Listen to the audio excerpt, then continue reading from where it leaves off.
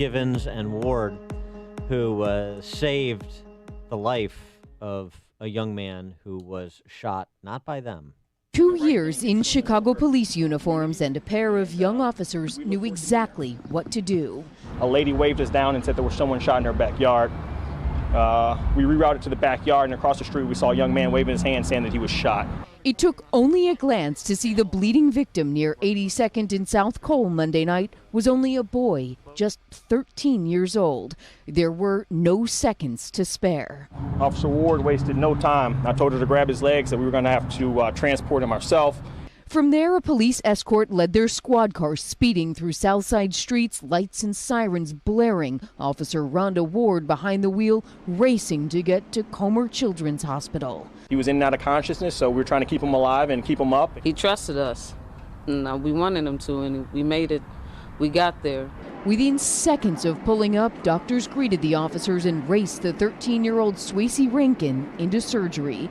His mother only heard of how he got there after the fact. Those officers was quick thinking, and they were not going to wait for that EMS, and they got him right on time, so I'm highly grateful for you guys. Officers Givens and Ward's fast action may well have saved that teenager's life.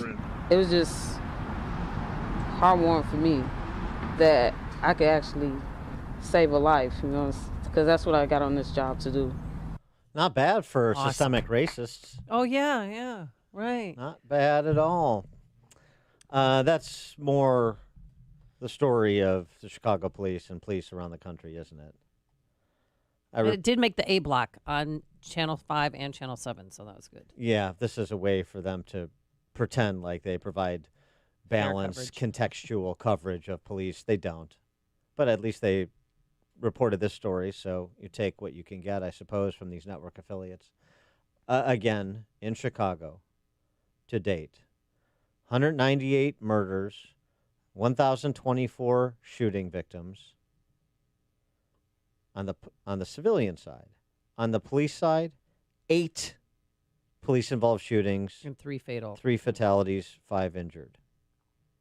But you wouldn't know that yesterday at the press conference when somebody from Channel 7 asked about, you've got to stop foot patrol chases because they're in the last week, 2 people have died because of foot patrol chases.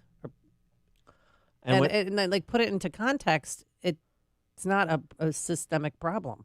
And when you're not dealing with that whole category of issue in politics, you're dealing with political ruling class D-bags like this Jewel Jones in Michigan, the state rep, youngest state rep elected in Michigan, I think ever. Yeah, we told you the story. He was pulled over for alleged drunk driving. And he resisted arrest. Yep.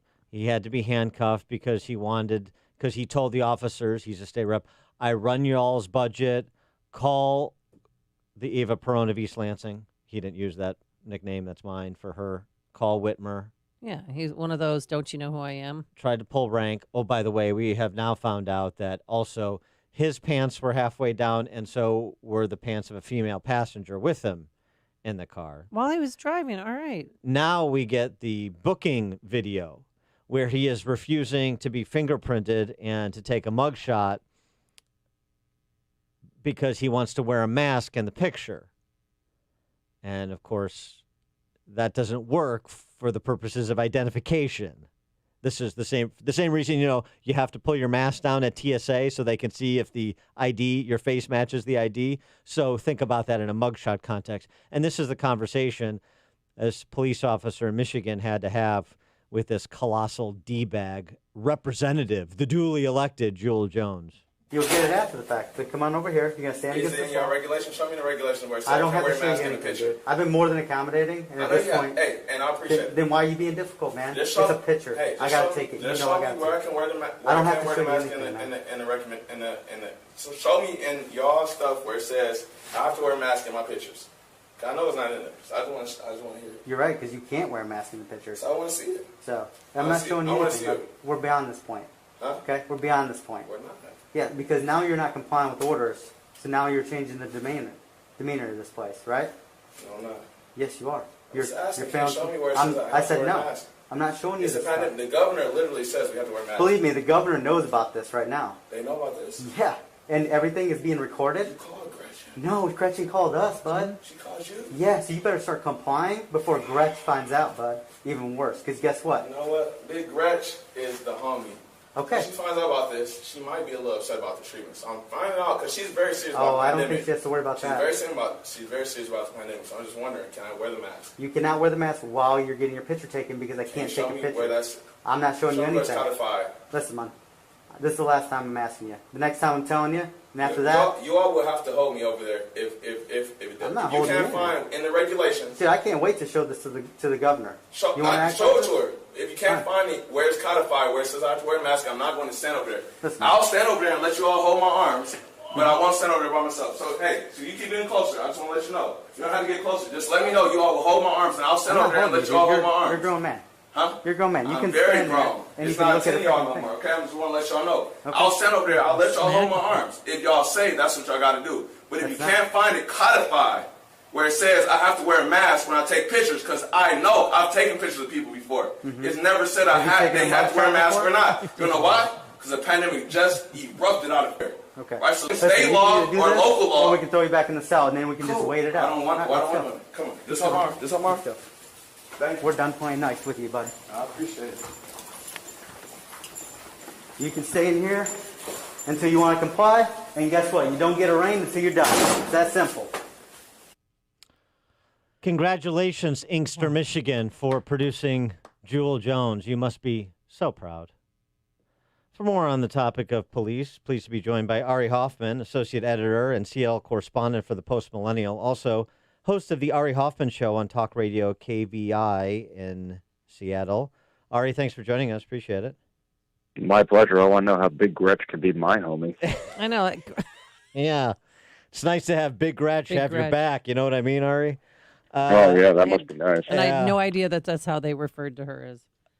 I don't know that she has any idea that they My referred to her that God. way either, but okay. It's very Broadway-ish. So I saw in the Post Millennial, a piece you wrote, that 200 Seattle police officers have decided not to be police officers in Seattle anymore. That must be great news for Seattle. They're saving you the trouble of having to defund the police department.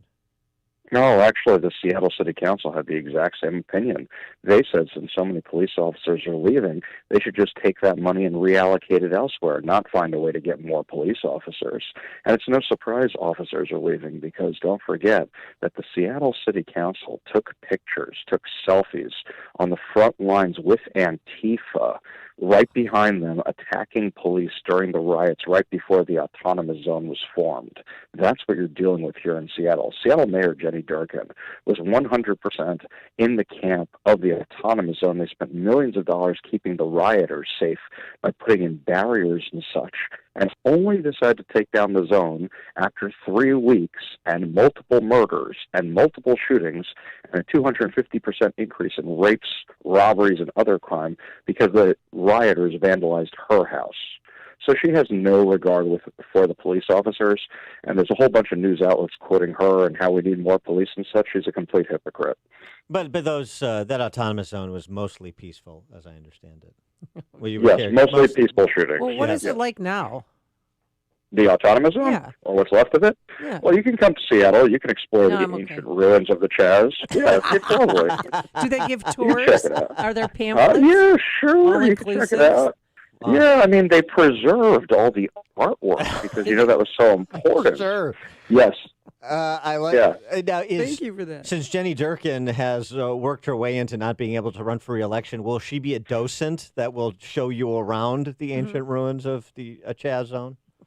I don't think she'd be welcome there. In fact, I think one of the reasons she's not running for re-election is because the left hates her as much as the right hates her.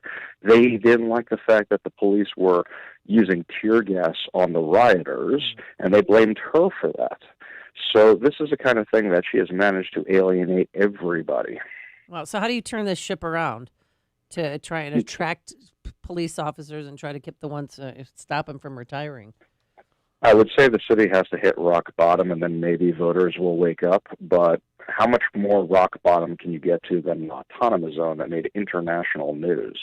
I mean, it was so bad that my uncle, who lives in one of the most religious neighborhoods in Israel, doesn't have a smartphone, doesn't have the internet, only gets a Yiddish newspaper, and nobody speaks Yiddish anymore. And he called me and asked if my well, except for Mel Brooks, right? I don't even speak Yiddish. I'm an Orthodox Jew. And he called me and he said, "So is your house inside this thing?" I mean, that's how bad it was. The whole world knew this thing was going on. And people just don't realize how bad it was. I went there the day it was cleared out with a security company I work with who was actually in there trying to help out the police as best they could. And it was like the way you see these movies describing the end of World War II when Paris is liberated. That's what it felt like, and the people were so thankful the police were back. So I wonder, who are these people who keep voting for these elected officials, who keep defunding the police department? Well, that's the interesting thing. We had this conversation with a retired Seattle police officer the other day who has written a book about the Obama Foundation and its use in anti-law enforcement initiatives. And we were talking about this study that was out of Seattle University, looking at residents' attitudes toward police, and the fact that black residents actually have more faith in police than white residents of Seattle do, but a majority of both essentially support the police, and yet they just saw their mayor and city council give a police precinct over to the mob. They just saw a black female police chief essentially be run out of town because she opposed what the mayor and the city council were doing. And it has to be some of those same people that support police in theory are supporting those who want to defund police in practice. And I don't know how to reconcile that. And the officer we spoke to didn't really either. Well, what happened recently was, this happened on Tuesday. 2 Seattle police officers, one was an officer, one was a trainee, were actually denied service at a chocolate shop here in Seattle. And unfortunately, this is happening across the country. But the person who denied them service was a white girl, and she refused to do anything for them. Now, apparently, this chain of chocolate shops has a history of this kind of stuff, of social activism, and we went into their social media profiles, and they got ratioed horribly on social media. I mean, thousands of comments trashing their restaurant, saying people aren't going there again. But this is a systemic pattern of abuse towards the police officers that is the climate of Seattle. I was told that the other day a female police officer was walking past an elementary school in Seattle, and there were a group of kids outside. I was shocked there were actually kids in the building, but whatever. And she was walking outside, and the kids were coming the other direction on the sidewalk, and as she walked by, they did the hands up, don't shoot, as the police officers walk, a female police officer. So this is what the kids are being taught. I've spoken in public schools before. I see the anti-police rhetoric on the walls. And mind you, this predates George Floyd. This predates any of that. They've been doing this for years. BLM was very powerful here in Seattle before it was powerful across the rest of the country. So this is nothing new. They've already brainwashed the kids. But, I mean, we see this in Chicago, too. On the one hand, Chicago police have a pretty high standing in the minds of the electorate if you survey them narrowly on that issue. People want police in their neighborhoods. Black residents, Latino residents, white residents. People want policing, and they want equal policing. They don't want to live in violent neighborhoods. You know, what a revelation.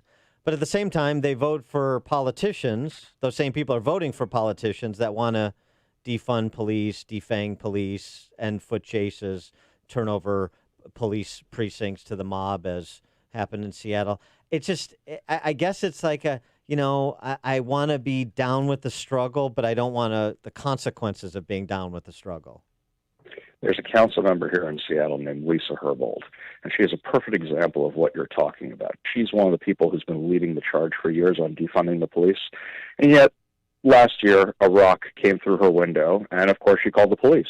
A broken down RV appeared in front of her house, and she tried to have me arrested thinking it was a political stunt that I dropped it there, because she was worried that it was one of these homeless RVs around town. Oh yeah, this was like the whole thing. But I mean, she calls the police like it's go-down style. She called the police chief to try to have me arrested, and this is the woman who's trying to defund the police. So the hypocrisy is on full display here in Seattle. Well, who did it? It wasn't you. No, it was a homeless family that just dropped the thing there. And they had That's no what idea. happened. Yeah. They assumed it was me because the day before I had said that, if people really want to make an impression, they should start dropping RVs in front of council members' houses, so they know what it's like for the rest of us who have to deal with this. So, of course, they thought it was me. But the funniest part of the story was it was actually a Jewish holiday that day. I was completely offline. So I come out of the holiday, I check my phone, and there's hundreds of missed calls from every media outlet in Seattle asking if I was the one who did it. Oh, my gosh. That's Talk show hosts always get blamed, Ari. Yeah. We always Always. Shock jock. Always. Ari Hoffman, associate editor and Seattle correspondent for the Post Millennial, host of the Ari Hoffman Show on Talk Radio KVI in Seattle. Ari, thanks for joining us. Appreciate it. My pleasure. Have a great day, Yeah, guys. it was nice meeting you. And he joined us on our turnkey.pro answer line. This is the morning show more Chicago radio listeners are choosing. This is Chicago's Morning Answer on AM 560. The Answer. If you're refinancing your existing home, call Team Hochberg, your trusted local lender. Today, meet Jack, 60. Income before the pandemic, $200,000 a year. Life was great until the pandemic hit, and Jack lost his job when his company was closed down. Jack was finalizing a refinance out of a construction loan when his lender declined his loan because of the loss of income. Jack was stressed out and didn't know what to do, so he called Team Hochberg for a free consultation. Since Jack was of retirement age, we were able to refinance him out of his construction